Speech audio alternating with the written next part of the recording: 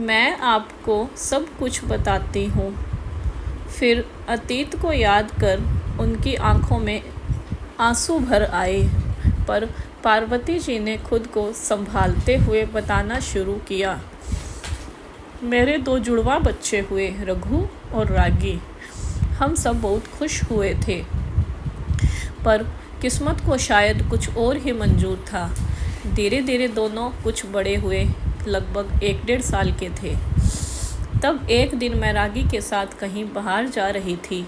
रघु घर पे अपने पापा के पास ही था, क्योंकि मैं एक साथ दोनों को संभाल नहीं पाती, तो मैंने किसी तरह समझाकर उसे घर पर ही छोड़ दिया। तो उस दिन जब हम दोनों बाहर जा रहे थे, तो अचानक से मुझे पता नहीं कैसे चक्कर सा आ गया और मैं वहीं बेहोश हो गई। फिर शायद मौके का फ़ायदा उठाकर कोई मेरी बच्ची को किडनैप करके ले गया। जब तक मुझे होश आया, तब तक सब खत्म हो चुका था। आगे आपको पता ही है। हमने बहुत कोशिश की, पर रागी नहीं मिली। काफ़ी समय तक हम सदमे में रहे, लेकिन फिर हमने रघु के बारे में सोचकर स्वयं को संभाल लिया। लेकिन तसल्ली इस बात की है कि कम से कम वो आप जैसे अच्छे लोगों के पास है और सही सलामत है। पार्वती जी ने कहा। सरस्वती जी ने दिल को कड़ा करते हुए कहा, यह आपकी ही बेटी है, आप इसे लेके जा सकती हो। पर माँ, मुझे आपको छोड़कर नहीं जाना, रागी ने कहा। उसका तो पूरा जीवन ही बदल गया था।